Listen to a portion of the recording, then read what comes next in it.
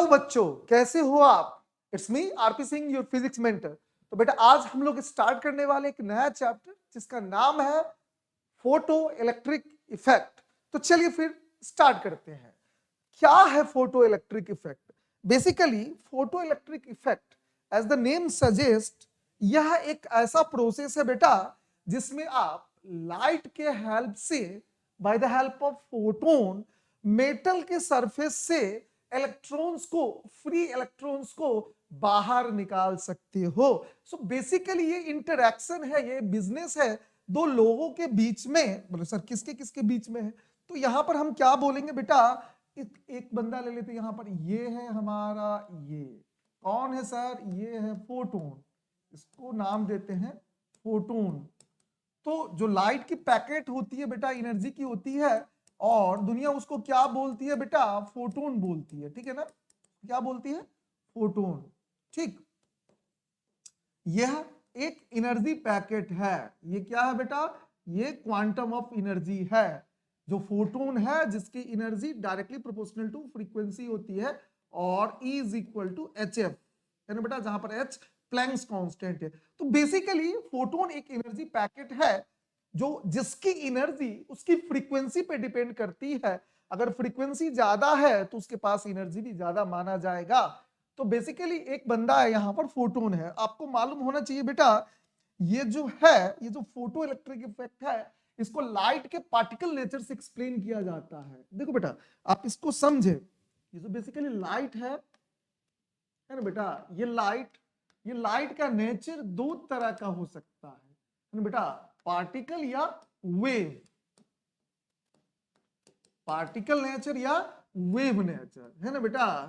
आपसे मैं फिर बता रहा हूं बेटा, लाइट पार्टिकल नहीं है, लाइट वेव नहीं है, वो उसकी नेचर है, बिहेवियर है। लाइट तो बस लाइट है, उसकी बिहेवियर, जैसे कोई इंसान का नेचर कैसा है, अच्छा है या बुरा है ना बेटा। इंसान तो बस इंसान है, उसकी बिहेवियर कैसी है, लड़कों वाली है कि लड़की वाली है, वैसे ही गुड है या बैड है। लाइट का नेचर है particle nature and wave nature, ठीक है ना बेटा।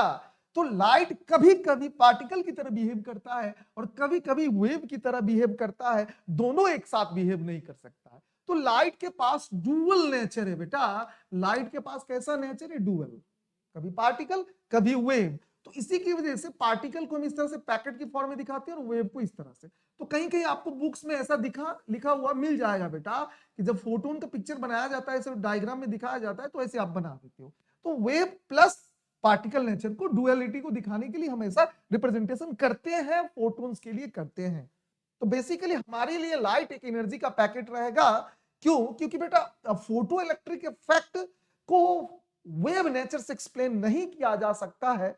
हम लोगों ने बहुत कोशिश की लेकिन लास्ट में नहीं हो पाया, तो हम लोगों ने उसको पार्टिकल नेचर, हम लोग बोले तो आइंस्टाइन ने उसको पार्टिकल नेचर से एक्सप्लेन किया था। ठीक है बेटा, बात समझ में आ रही है? तो आइंस्टाइन के हिसाब से हम लोग जाएंगे। चीजें बहुत इंटरेस्टिंग चल रही थी। जो हेनरिच हर्ज है ना बेटा, इस बंदे ने क्या किया था, फोटो इलेक्ट्रिक इफेक्ट को डिस्कवर किया था। थोड़ा सा टाइमलाइन अगर आप देखिए, चीजों को बेहतर कनेक्ट कर पाओगे बेटा। ये जो बंदा है हेनरिच हर्ज, 1887 में फोटो इलेक्ट्रिक इफेक्ट को फर्स्ट ऑब्जर्व करता है एंड डिस्कवर करता है। कंफर्म किया हेल्वेट्स ने 1888 में, clear demonstration of electron emission. और ये जो इलेक्ट्रॉन निकल रहा है ना, आइडेंटिफिकेशन ऑफ एमिटेड पार्टिकल क्या है, एज ए इलेक्ट्रॉन वेरीफाई किया गया जे थॉमसन के द्वारा। फिर आगे की कहानी चलिए, लेनार्ड आया है ना बेटा। Lenard, laws were given by Lenard, है ना। ये बहुत हद तक डिटेल इन्वेस्टिगेशन किया था। तो आइंस्टाइन से पहले अगर किसी को अच्छा खासा क्रेडिट देना चाहिए, वो लेनार्ड ही था, जिसने ये बोला था कि जो इलेक्ट्रॉन निकलेगी उसकी काइनेटिक एनर्जी इंटेंसिटी पे नहीं, फ्रीक्वेंसी पे डिपेंड करेगी। तो चीजें, लॉज तो आ गए थे, अच्छे से इन्वेस्टिगेशन हो गया था, लेकिन एक्सप्लेन नहीं कर पा रहे थे वेव नेचर के हेल्प से, है ना बेटा। जो मैक्सवेल की जो इलेक्ट्रोमैग्नेटिक थ्योरी थी, अरे यार यहाँ पर बहुत इंटरेस्टिंग खेल चल रहा था बेटा। जहां पर कर्पस्कुलर थ्योरी ने ये बताया बेटा, कि कर्पस्कुलर थ्योरी ने ये बताया, क्या बताया सर, कि जो लाइट है ना बेटा, वो ब्लड सेल्स की तरह कर्पस्कल, ऐसे ऐसे लाइट के पार्टिकल है ना, पार्टिकल्स के फॉर्म में होते हैं।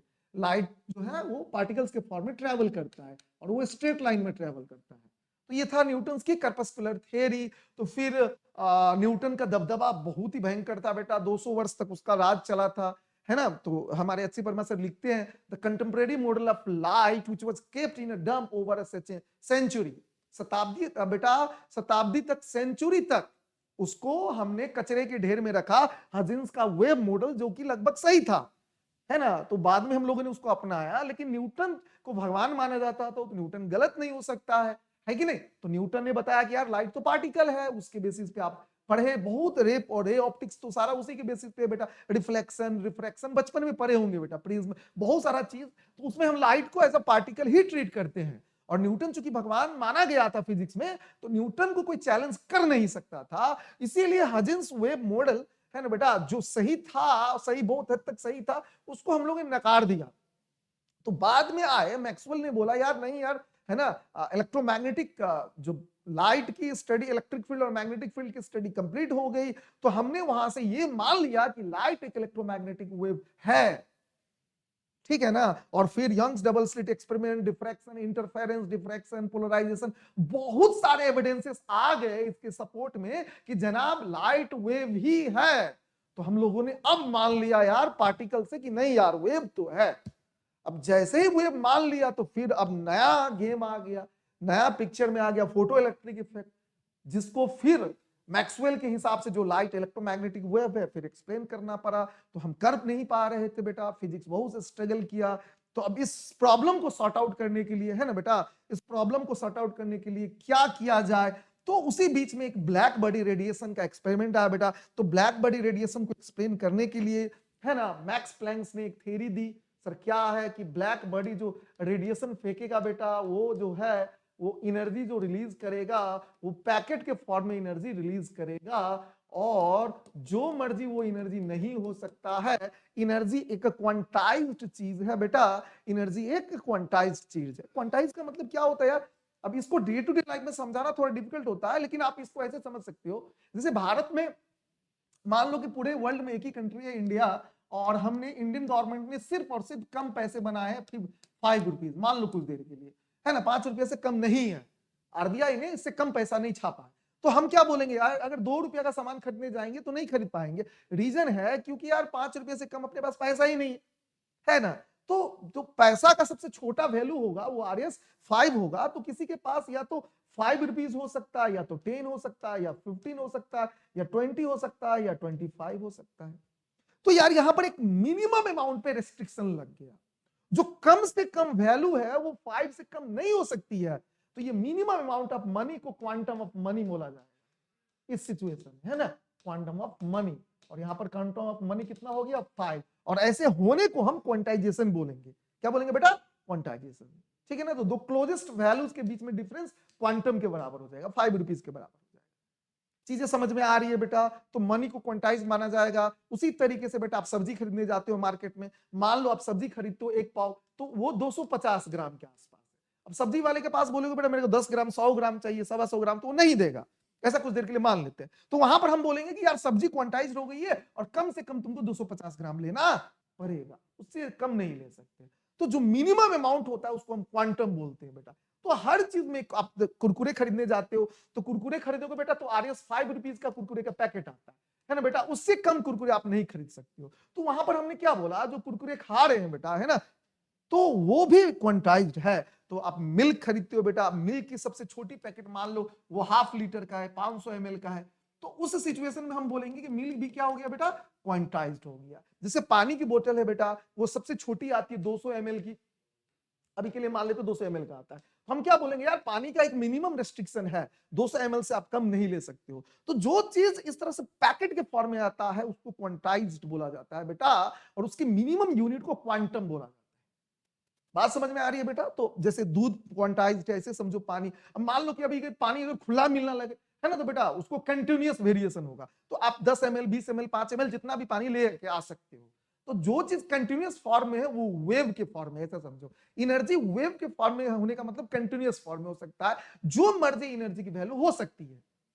अगर कोई चीज क्वांटाइज्ड है तो उसकी एक मिनिमम वैल्यू होगी, पैकेट के फॉर्म में वो चीज आएगा, डिस्क्रीट फॉर्म में वो आएगा। तो जो इलेक्ट्रोमैग्नेटिक वेव ने बताया था यार कि जो लाइट एनर्जी कैरी करता है वो कंटिन्यूअस फॉर्म में कैरी करता है, वो गलत था। गलत इन सेंस बोल रहे थे वो फिट नहीं बैठ रहा था, ऐसा बोलना सही रहेगा। फिजिक्स में गलत सही से ज्यादा कौन सा चीज ज्यादा एप्रोप्रिएट फिट बैठता है, वो हमको उस दृष्टिकोण से चीजों को देखना होता है। तो जो मैक्सवेल की जो थ्योरी थी बेटा इलेक्ट्रोमैग्नेटिक वेव की, वो सही से बैठ नहीं रहा था फोटो इलेक्ट्रिक इफेक्ट को एक्सप्लेनेशन के लिए, है ना। तो ये मसीहा बन के कौन आया बेटा, मैक्स प्लैंक्स क्वांटम थ्योरी। तो बेटा मैक्स प्लैंक्स क्वांटम थ्योरी क्या बोलता है सर, मैं इस चीज को आपको बताना चाहूंगा बेटा। प्लैंक्स क्वांटम थ्योरी क्या बोलता है ना बेटा, black body radiation, Planck's quantum theory.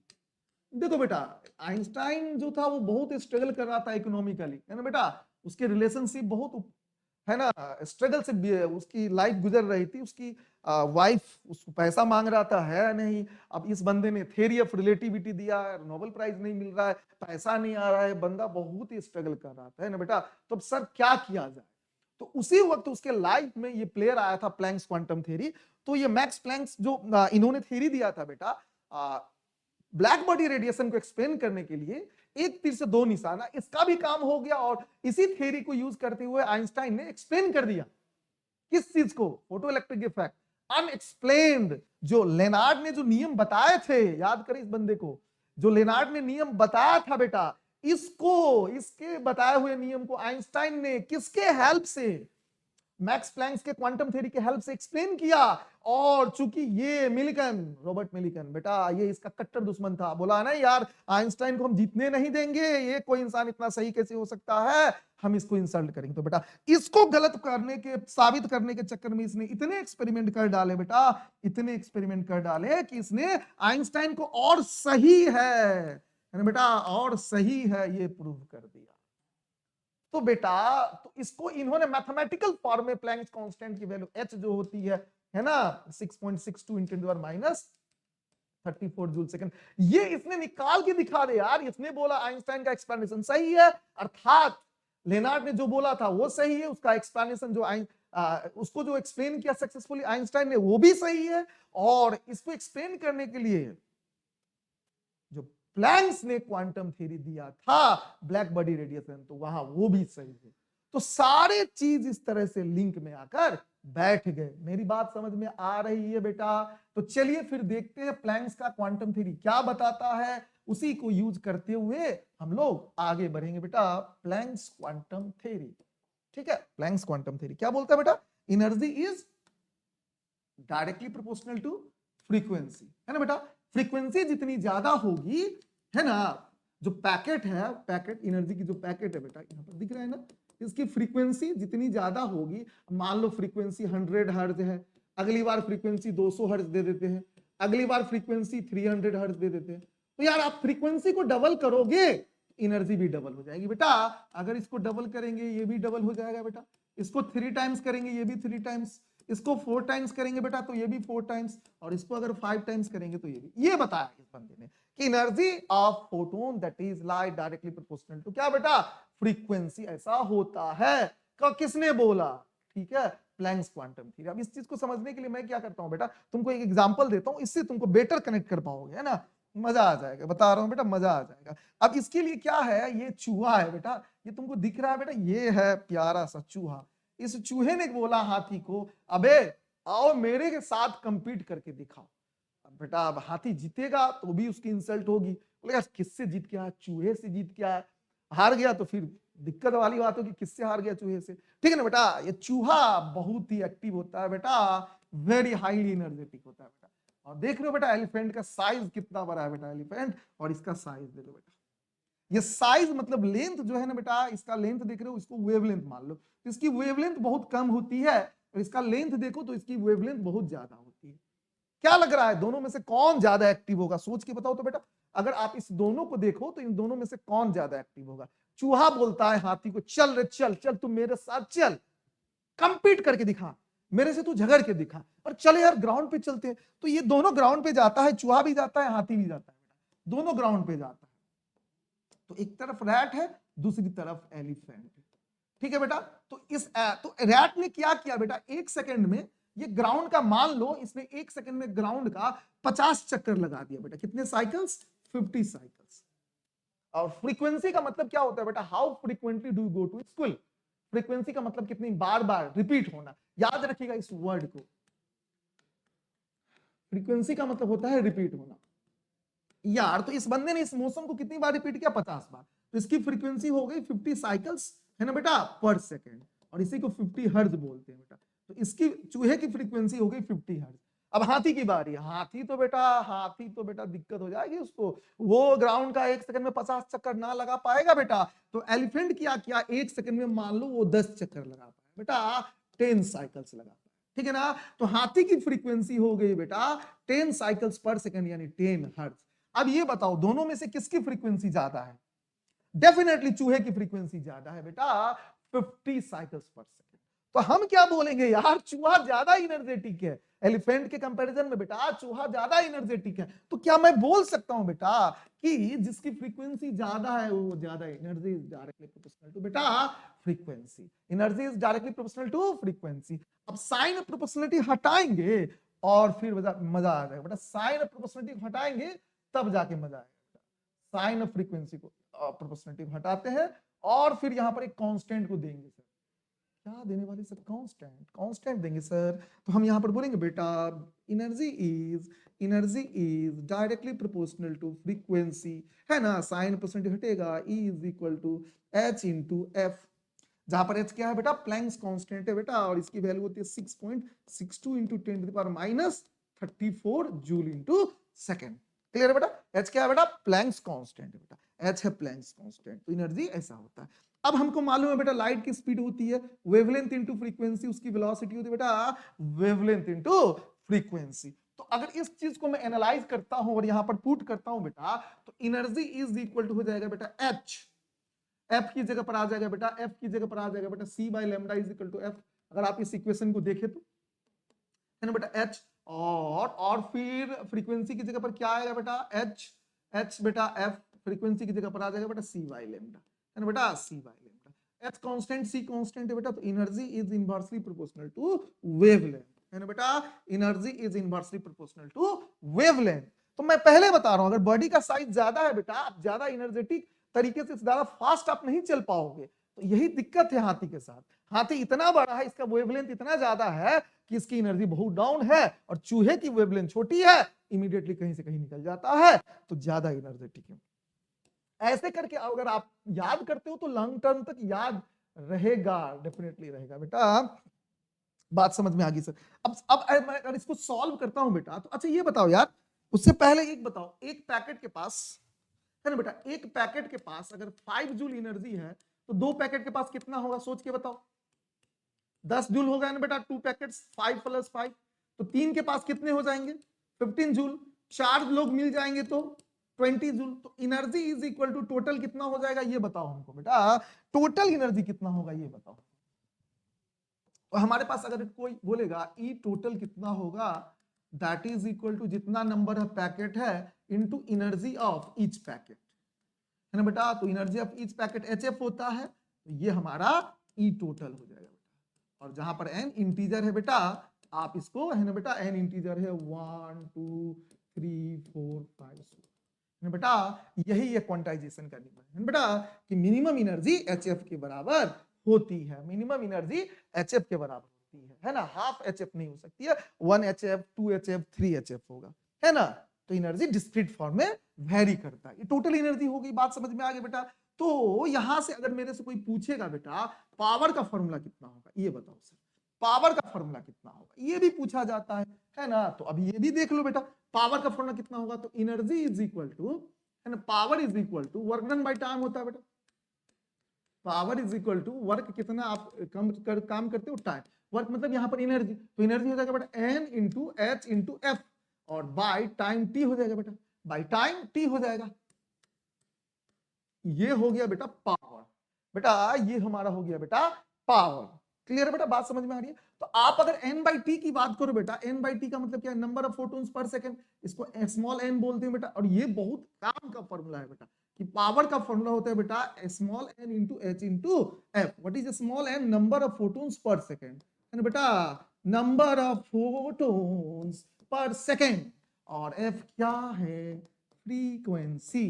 और h क्या है, प्लैंक्स कांस्टेंट, कितनी वैल्यू 6.62, 2 3 4 -34। यार एक चीज को आप ऑब्जर्व करें, ये वैल्यू बहुत छोटी है बेटा, ये वैल्यू बहुत छोटी है। आप इस चीज को ऑब्जर्व करें, ये वैल्यू बहुत छोटी है, 10⁻⁻34। ये रेलेवेंट हो जाता है क्योंकि जब क्रिकेट बॉल की बात करो तो वहां पर आप देखोगे डी ब्रॉगली वेवलेंथ निकालेंगे, वहां पर आप देखना h/p करते हैं, p मतलब मोमेंटम, तो वेवलेंथ बहुत छोटा आता है इसी की वजह से, क्योंकि h बहुत छोटा है ना बेटा, प्लैंक्स कांस्टेंट बहुत छोटा है, ये देखना। तो स्मॉलर पार्टिकल्स के लिए ही ये रेलेवेंट हो जाता है, लार्जर पार्टिकल्स के लिए ये इरेलेवेंट हो जाएगा, तुम देखना वो आगे आने वाला है। तो पावर का फॉर्मूला होता है बेटा n into H into F. Clear बेटा, n into H into F. Photons के बारे में थोड़ा हम समझने की कोशिश करें बेटा, फोटोन्स को, है ना। तो अब एक चीज और समझे बेटा, एनर्जी ऑफ फोटोन कितना होता है, एनर्जी ऑफ फोटोन कितना होता है, mc², तो आपने सुना ही होगा बेटा, वहां पर ये लगा दो बेटा mc इंटू सी, ऐसा mc मतलब मोमेंटम, तो p इंटू सी, एक्चुअली ये होता है एनर्जी ऑफ फोटोन बेटा।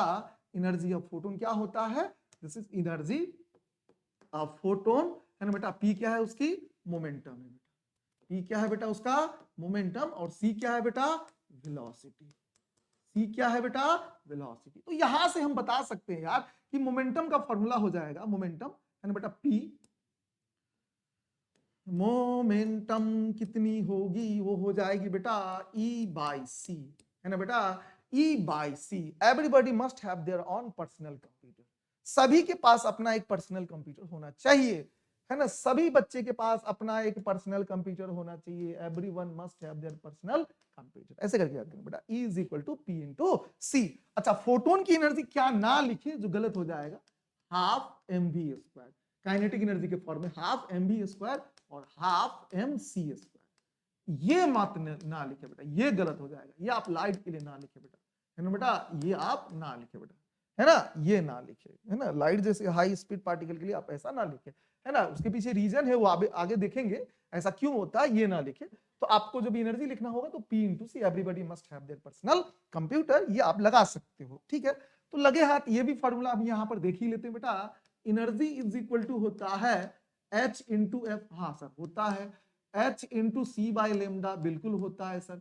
अब जब हम इसको सॉल्व करेंगे बेटा तो ये हमारा आएगा 1240 बाय वेवलेंथ, और E है एनर्जी। अब ये इंपॉर्टेंट है, अब हम इसको EV में लेने वाले, इलेक्ट्रॉन वोल्ट में लेंगे बेटा, ये energy, energy in electron volt, है ना बेटा, energy in electron volt, EV, है ना बेटा। और ये वेवलेंथ लेंगे बेटा नैनोमीटर में, ये वेवलेंथ क्या चीज में लेंगे बेटा, नैनोमीटर में। और ये वेरी वेरी स्पेशल है बेटा, जब हम लोग सवाल बनाएंगे तो हमको पता चलेगा बेटा, ये वेरी वेरी स्पेशल है, वेरी वेरी स्पेशल है। कितना होता है एनर्जी बेटा, 1240 by wavelength in nanometre, 1240 by wavelength in nanometre. जैसे मान लो कि हमको वेवलेंथ दिया है 620 नैनोमीटर और पूछ रहा है उस लाइट की एनर्जी कितनी होगी, है ना बेटा, फोटोन की एनर्जी कितनी होगी, ये क्वेश्चन में बता रहा हूं, है ना बेटा, देखकर आपको बताना है कि सर अगर वेवलेंथ 620 नैनोमीटर है, जनरली नैनोमीटर में दिया रहता है ना।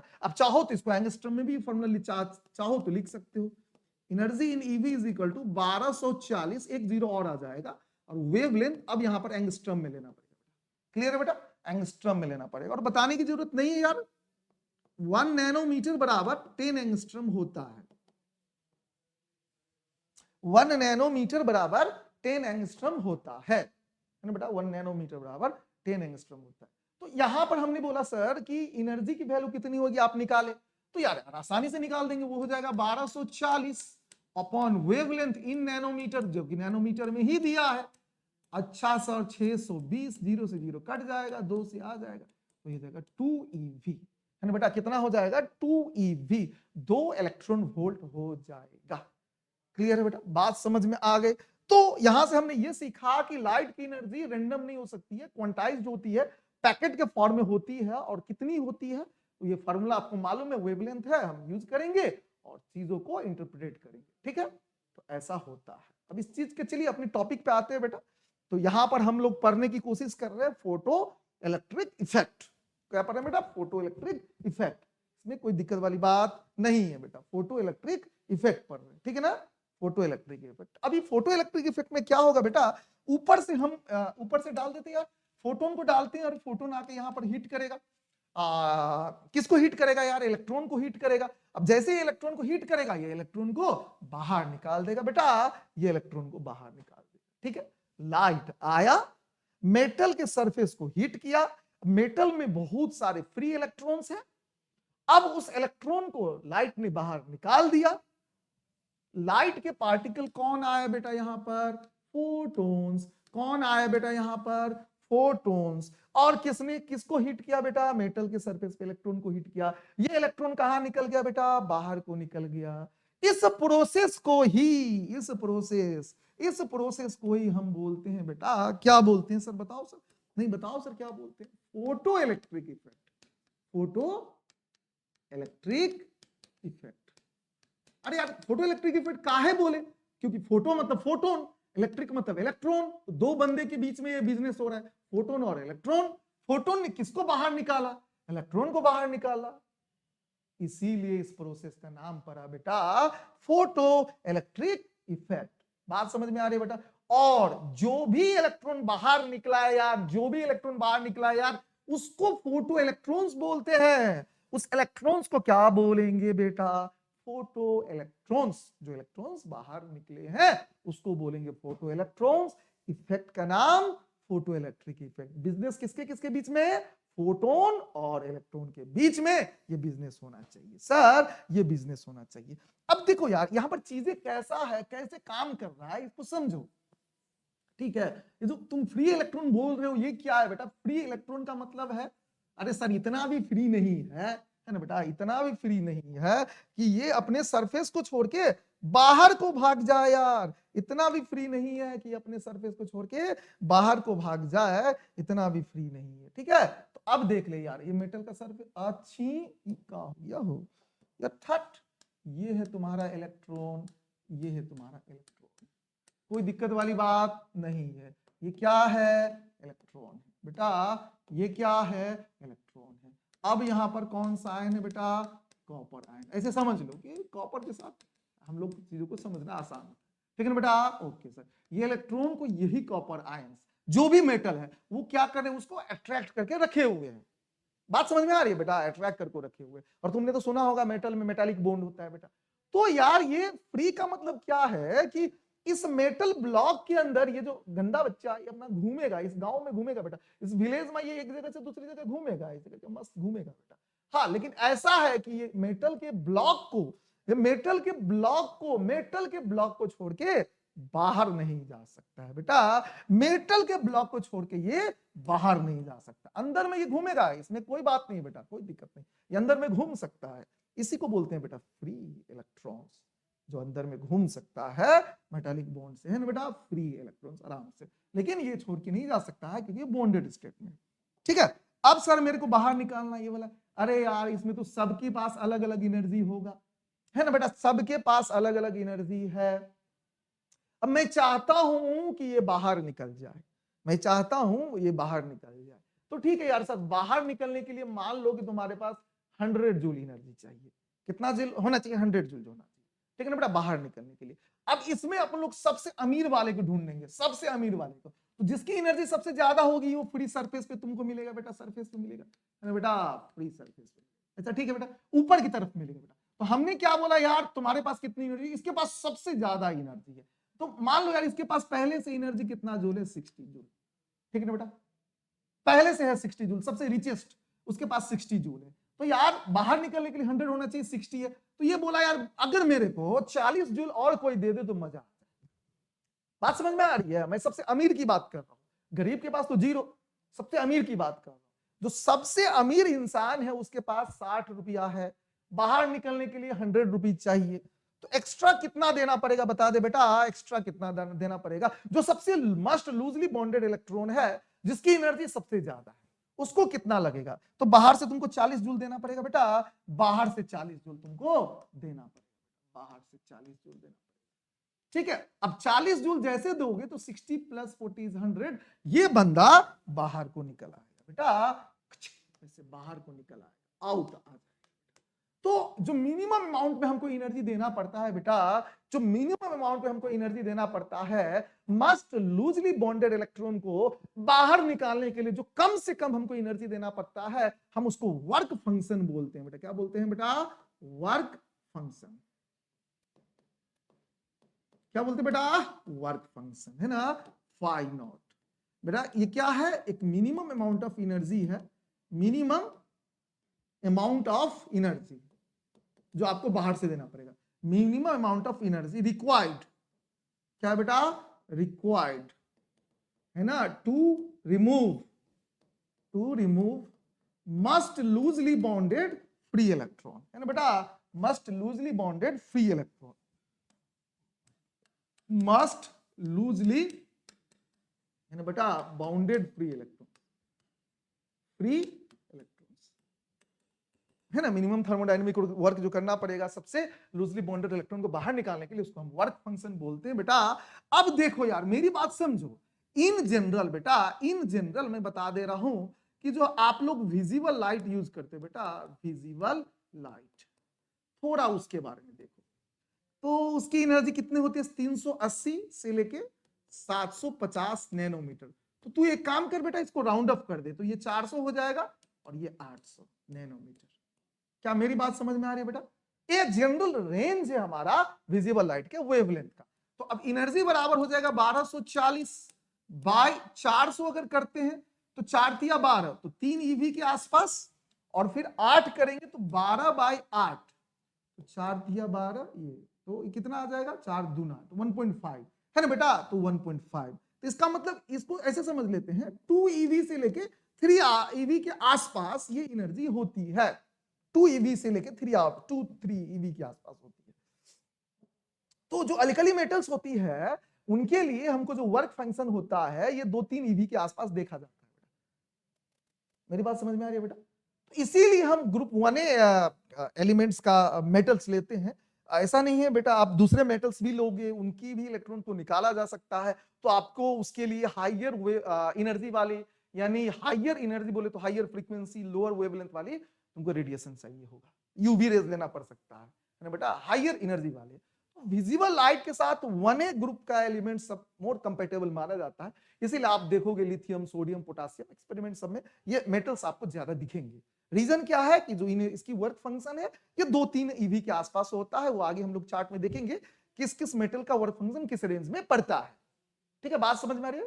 तो वर्क फंक्शन मतलब मिनिमम एनर्जी कितना देना पड़ेगा, बस लूजली बॉन्डेड इलेक्ट्रॉन को अंदर से बाहर निकालने के लिए कितना एनर्जी देना पड़ेगा। ठीक है, तो चलिए सर अब मैं बताता हूं। अब मान लेता हूं कि तुम्हारी रिक्वायरमेंट क्या है, तुम ठीक है, तुमको बाहर से एनर्जी कितना चाहिए? 2 ईवी। इतनी तुमको एनर्जी तो लगेगी बाहर निकालने के लिए, और मैंने एक्स्ट्रा बाहर से लेके आया हूं मैं, ठीक है, मैं लेके आता हूं 1.5 ईवी। अब बताओ क्या एमिशन होगा? क्या अगर मैं बाहर से एनर्जी लेके आता हूं, है ना, कितना? 1.5 ईवी, और तुमको चाहिए 2 ईवी, जो एडिशनल एनर्जी तुमको चाहिए वो है 2 ईवी। अब क्या एमिशन होगा? द आंसर इज नहीं होगा, नहीं होगा। क्लियर है बेटा? तो ये नंबर अपना, ये पहला लॉ जो है बेटा, आप इसको समझ लो। ये यहां से जो बेसिक आइडिया हमको क्लियर हुआ बेटा, इफ एनर्जी ऑफ फोटोन, है कि नहीं बेटा, if energy of photon is less than energy work function, is less than work function, is less than work function, no emission of photon will take place। देखो कितना simple बोला, common sense वाली बात है। No emission of electron will take place, emission of electron will take place. और यार एक भी इलेक्ट्रॉन बाहर नहीं निकलेगा बेटा, एक भी इलेक्ट्रॉन बाहर नहीं निकलेगा बेटा, एक भी इलेक्ट्रॉन बाहर नहीं निकलेगा। मेरी बात समझो, तुम निकाल रहे हो इलेक्ट्रॉन को, तुमको चाहिए बाहर से एनर्जी, वो एनर्जी कौन देगा? फोटोन देगा। तो अगर फोटोन की एनर्जी तुम्हारी रिक्वायरमेंट से कम है, तो एक भी इलेक्ट्रॉन बाहर नहीं निकलेगा बेटा, एक भी इलेक्ट्रॉन बाहर नहीं निकलने वाला है। क्लियर है? तो यार एनर्जी का फॉर्मूला HF होता है, तो आप यहां पर HF, और वर्क फंक्शन का फॉर्मूला होता है HF नॉट, तो ऐसा बोलो H से H अगर कैंसिल कर दो तो अगर frequency is less than F not, और बेटा जो मिनिमम फ्रीक्वेंसी आपको चाहिए होता है उसको थ्रेशोल्ड फ्रीक्वेंसी बोलते हैं बेटा, क्या बोलते हैं? थ्रेशोल्ड फ्रीक्वेंसी, है ना। तो याद रखिए बेटा वर्क फंक्शन का फॉर्मूला क्या होता है बेटा? HF नॉट होता है बेटा, HF नॉट होता है, और F नॉट का मतलब थ्रेशोल्ड फ्रीक्वेंसी, थ्रेशोल्ड फ्रीक्वेंसी। अरे यार अभी बता यार थ्रेशोल्ड फ्रीक्वेंसी क्या बोलते हैं बेटा? मिनिमम फ्रीक्वेंसी जो फोटोन की होनी चाहिए, है ना, जस्ट एमिशन स्टार्ट करने के लिए, है ना, उसको बोलते हैं बेटा थ्रेशोल्ड फ्रीक्वेंसी। क्या बोलते हैं बेटा? Threshold frequency. तो अगर frequency less than threshold frequency है, अगर frequency of photon, frequency of photon अगर मिनिमम फ्रीक्वेंसी, है ना, थ्रेशोल्ड फ्रीक्वेंसी से कम है, थ्रेशोल्ड फ्रीक्वेंसी से कम है, तो no emission will take place, है ना बेटा, no emission will take place. क्या मेरी बात समझ में आ रही बेटा? तो फ्रीक्वेंसी के साथ वेवलेंथ का उल्टा रिलेशन होता है, तो वेवलेंथ के फॉर्म में अगर बोले तो हमारा जो वेवलेंथ है बेटा, अगर हमारा वेवलेंथ उल्टा कर लो बड़ा है किसके? थ्रेशोल्ड वेवलेंथ से, है ना बेटा, threshold wavelength. if the wavelength of photon, wavelength of photon is greater, मान लो कि हमको 300 नैनोमीटर चाहिए, ठीक, और तुमने यहां पर लगा दिया 400 नैनोमीटर, तो नहीं एमिशन होगा, एमिशन नहीं होगा, थ्रेशोल्ड वेवलेंथ से कम वेवलेंथ होना चाहिए। तो वेवलेंथ ऑफ फोटोन अगर अगर बेटा ग्रेटर है किससे? थ्रेशोल्ड वेवलेंथ, है ना बेटा, थ्रेशोल्ड वेवलेंथ, ठीक है बेटा, then no emission will take place. बात समझ में आ रही है बेटा? पहला चीज है, बहुत ही बेसिक चीज है, आप इस चीज को समझ के रखो, ये आपके काम आएगा बेटा, बिल्कुल काम आएगा बेटा। Minimum frequency that is required for emission, उसको थ्रेशोल्ड फ्रीक्वेंसी बोलेंगे, और मैक्सिमम वेवलेंथ जहां तक एमिशन हो सकता है उसको थ्रेशोल्ड वेवलेंथ बोलेंगे। मिनिमम फ्रीक्वेंसी बोलो या मैक्सिमम वेवलेंथ बोलो, ठीक है ना बेटा, याद रखना मिनिमम फ्रीक्वेंसी और मैक्सिमम वेवलेंथ, तो वहां पर थ्रेशोल्ड की बात होती है, ठीक है ना बेटा, वहां पर थ्रेशोल्ड की बात होती है, तो कोई दिक्कत वाली बात नहीं है बेटा। तो मैं इस चीज को समझने के लिए क्या करता हूं, एक चार्ट बनाते यार, एक चार्ट बनाते, तो कर ले, तू क्या कर ले बेटा, यहां पर तू टोटल एनर्जी को डाल दे, टोटल एनर्जी डाल दिया सर, यहां पर वर्क फंक्शन डाल दे, ठीक है, वर्क फंक्शन डाल दिया सर, और यहां पर क्या कर देते हैं, जो बाकी एनर्जी है वो काइनेटिक एनर्जी के फॉर्म में आएगा, के मैक्स के फॉर्म में बेटा, के मैक्स के फॉर्म में आएगा। तो तुम जो बाहर से एनर्जी लेके आ रहे हो, देखो यार क्या होगा, मैं इक्वेशन लिखने की कोशिश करता हूं, मान लेता हूं तुम्हारा वर्क फंक्शन 2 EV है, चीजों को सिंपल रखने के लिए, चल यार 1 EV को लेके आओ, ठीक है, तो अगर 1 EV को लेके आना है बेटा, नहीं पहले बड़ा वाला अगर लेके तो तुमको समझना आसान है, अगर तुम ऐसा 6 EV को लेके आओगे तो कैसे होगा, तो बाहर से एनर्जी 6 है, 2 EV तो खर्चा हो गया बाहर निकालने में वर्क फंक्शन में, तो बचा कितना? अरे यार बचा कितना, घूमेंगे फिरेंगे खाएंगे, है ना बेटा, हाँ ऐस करेंगे, तो ऐसा है, तो तुमको चाहिए 2 EV, कितना ले रहे, 6 EV, और यहां पर कितना खर्चा हुआ, 2 EV, बाकी बच गया ना, बाहर जाएंगे, शहर से बाहर निकलेंगे और घूमेंगे फिरेंगे, घूमने फिरने को मूव करना बोलते हैं बेटा, काइनेटिक एनर्जी, तो बाहर कितना बचा, 4 EV बचा ना, हो 2 EV इधर खर्चा हुआ था, 4 EV हुआ ना, तो तुम्हारी जो एनर्जी वो 2 पार्ट में स्प्लिट होगी बेटा, एक बाहर निकालने के लिए वर्क फंक्शन, और जो बच जाएगा वो मैक्सिमम काइनेटिक एनर्जी के फॉर्म में बेटा, मैक्सिमम काइनेटिक एनर्जी के फॉर्म में आएगा। अब यहां पर एनर्जी मिनिमम लिया है तो ये मैक्सिमम रहेगा ना, एनर्जी तो वहां पर मैक्सिमम होगा ना, वर्क फंक्शन तो मिनिमम के लिए डिफाइन होता है ना, मिनिमम एनर्जी रिक्वायर्ड, तो बेटा ये मैक्सिमम काइनेटिक एनर्जी, तो एनर्जी 2 पार्ट में स्प्लिट होती है बेटा, आप इस चीज को समझे, एनर्जी कितने पार्ट में, 2 पार्ट में, तो 6 EV 2 + 4 EV में जाएगा बेटा, 2 + 4 EV में, अब बता यार समझ में आ गई क्या बात, तो 5 EV है, तो आप उसको कैसे करोगे, 2 + 3 करोगे ना, अरे करेगा ना, चल बेटा अभी 4 EV है, तो कैसे इसको डेटा को प्लॉट करेंगे, 2 + 2 EV, ये भी समझ में आ रही है बेटा, लेकिन अगर 1 EV है तो उसको कैसे प्लॉट करेंगे, ओ माय गॉड, क्या ऐसा हमको करना पड़ेगा, -1 ऐड करके देखो तो आता है ना, 2 - 1 = 1 तो यार एक चीज तो समझ लिए, अगर मैंने एनर्जी को कम रखना है टोटल एनर्जी से, है ना। तो टोटल एनर्जी तो दो पार्ट में जाता है बेटा, टोटल एनर्जी तो दो पार्ट में जाता है, एक वर्क फंक्शन में और दूसरा पार्ट के मैक्सिमम। क्लियर है। तो इसको 2 और इसको 1 रखते हैं तो मेरे को इसको कितना रखना पड़ जाएगा बेटा, -1। और चूंकि काइनेटिक एनर्जी नेगेटिव में नहीं हो सकता है, काइनेटिक एनर्जी नेगेटिव हो ही नहीं सकता है, तो एमिशन होगा ही नहीं, है ना बेटा। इस इक्वेशन को तो सेटिस्फाई करना पड़ेगा। तो no emission will take place बेटा, यहां कोई एमिशन नहीं होगा। क्या मेरी बात समझ में आ रही है बेटा। एनर्जी आपको कम से कम 2 ईवी डालना पड़ेगा, 2 ईवी डालोगे तो इधर भी 2 ईवी हो जाएगा, प्लस इधर 4, 0 हो जाएगा बेटा, इधर 0 हो जाएगा। तो कुल मिलाकर कहानी यह है कि कुल मिलाकर कहानी सर क्या है, कुल मिलाकर कहानी यह है बेटा कि इधर से फोटोन आएगा, कुछ एनर्जी निकालने में खर्च होगा, बाकी एनर्जी के साथ काइनेटिक एनर्जी के फॉर्म में इलेक्ट्रॉन बाहर निकलेगा। इस निकलने वाले प्रोसेस का नाम फोटो इलेक्ट्रिक इफेक्ट। जो इलेक्ट्रॉन बाहर को निकले उसका नाम फोटो इलेक्ट्रॉन्स। शर्त क्या है, जो फ्रीक्वेंसी है वह एक मिनिमम फ्रीक्वेंसी से ज्यादा होना चाहिए। उस मिनिमम फ्रीक्वेंसी को बोलते हैं थ्रेशोल्ड फ्रीक्वेंसी। जो मिनिमम एनर्जी की रिक्वायरमेंट है उसको बोलेंगे वर्क फंक्शन, और जो मैक्सिमम वेवलेंथ जहां तक एमिशन हो सकता है उसको बोलेंगे थ्रेशोल्ड वेवलेंथ। ये चीज का एक्सप्लेनेशन वेव मॉडल से नहीं हो सकता है, जो बोलता है कि एनर्जी कंटिन्यूअस फॉर्म में एग्जिस्ट करता है, किसी भी फ्रीक्वेंसी पे एमिशन होना चाहिए था अकॉर्डिंग टू वेव मॉडल, जो कि होता नहीं है। तो जैसे लेनार्ड ने नियम दिए कि यार तुमको मिनिमम फ्रीक्वेंसी डालना पड़ेगा, अब इसको एक्सप्लेन नहीं कर पा रहे थे,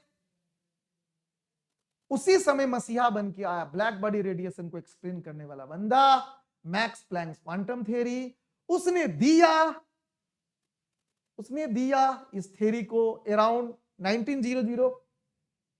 तो फिर 1905 में आइंस्टाइन ने उसको यूज किया और फोटो इलेक्ट्रिक इफेक्ट को एक्सप्लेन किया। तो 1900 में प्लैंक्स का काम हुआ, 1905 में आइंस्टाइन ने उसको यूज करके एक्सप्लेन कर दिया, और फिर 1921 को उसको नोबेल प्राइज भी मिल गया, और प्लैंक्स को भी 1918 में अपने ब्लैक बॉडी रेडिएशन के लिए नोबेल प्राइज, सभी को मिल गया, सभी खुश। तो लेनार्ड ने जिस चीज को एक्सप्लेन बेटा लॉज दिए उसको आइंस्टाइन ने एक्सप्लेन किया, किसकी हेल्प लगी, प्लैंक्स क्वांटम थ्योरी को, और उसको अगेन एंड अगेन वेरीफाई किया बहुत सारा एक्सपेरिमेंट करके। उस बंदे का नाम था मिलिकन्स। बार बार एक्सपेरिमेंट किया, एच की वैल्यू वेरीफाई कर दी, तो सारा चीज सिंक में बैठा था।